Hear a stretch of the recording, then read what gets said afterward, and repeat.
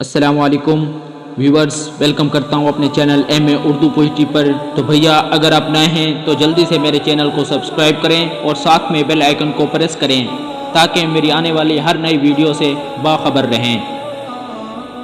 بہت مصروف تھا انسان اپنے کام دھندوں میں، نہ تھا میسر ایک بھی لمحہ خدا کو یاد کرنے کا۔ کبھی ہوتی تھی پارٹیاں، کبھی کام کا بوجھ زیادہ تھا۔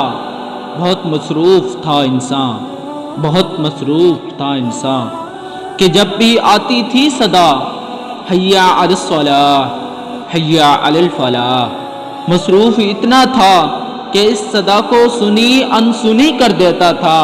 غضب تو یہ ہے کہ اذان کا جواب تک نہ دیتا تھا۔ خدا سے ہی کہتا تھا کہ میں آ نہیں سکتا، کیونکہ تب بہت مصروف تھا انسان۔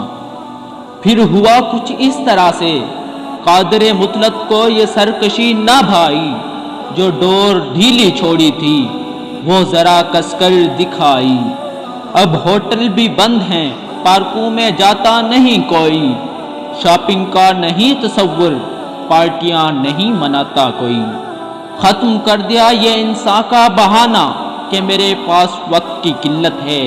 مقیت ہیں سب گھروں میں، جو انسان رب سے دور تھا وہ آج ایک دوجے سے دور ہیں۔ اب تو وقت ہی وقت ہے اے انسان، بتلاؤ اس رب کو کتنا کھوجا تم نے، جو شیرک سے بھی پاس ہے، اس تک پہنچنے کی کتنی کوششیں کی تم نے۔ اب تو یہ بھی بہانہ نہیں کہ وقت کی کمی ہے، ذرا جھانک گریباں میں، کتنا پڑھ لیا قرآن تم نے، کیا ہے غور و فکر بھی تم نے، ہے یہ آفت کیوں تم پر، یہ صرف واویلا مچایا ہے، سر کو نہیں جھکایا ہے۔